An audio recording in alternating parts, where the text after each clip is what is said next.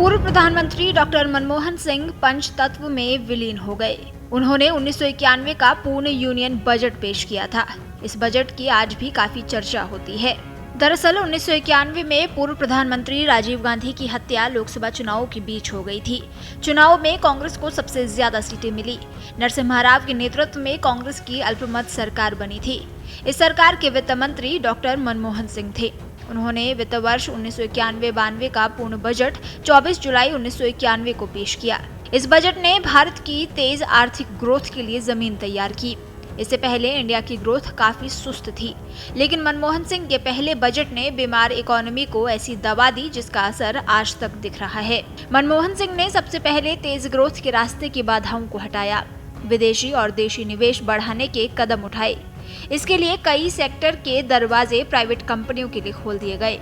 Permit राज को खत्म करने के लिए कानूनों में बदलाव किए गए। इससे देश के युवाओं के लिए प्राइवेट सेक्टर में नौकरी की राह खुली। इससे पहले नौकरी के लिए सिर्फ सरकारी विभागों के विज्ञापनों पर नजरें जमाए रहती थी। इंडियन इकोनॉमी को इन युवाओं की ऊर्जा मिली। इकोनॉमी ने पैसेंजर ट्रेन की जगह एक्सप्रेस ट्रेन की तरह दौड़ना शुरू कर दिया। इकोनॉमिस्ट्स का कहना है कि मनमोहन सिंह के रिफॉर्म्स का काफी ज्यादा असर देश के विदेशी मुद्रा भंडार पर देखने को मिला। एक साल में विदेशी मुद्रा भंडार दोगुना हो गया। करीब 10 साल यानी 2001-2002 तक ये 6 गुना हो गया। ये इसलिए बहुत मायने रखता है कि मनमोहन सिंह के वित्त मंत्री बनने से पहले देश का विदेशी मुद्रा भंडार सिर्फ कुछ हफ्तों के आयात के लिए पर्याप्त रह गया था। अगर मनमोहन सिंह ने सही वक्त पर कदम नहीं उठाया होता तो इंडिया गंभीर अगर मनमोहन सिंह ने सही वक्त पर कदम नहीं उठाया होता तो भारत गंभीर संकट में फंस सकता था।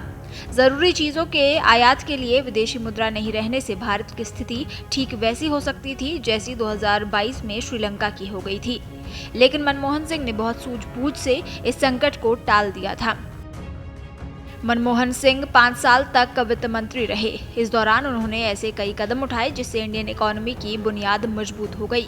उन्होंने कॉर्पोरेट टैक्स यानी कंपनियों पर लगने वाले टैक्स में कमी की।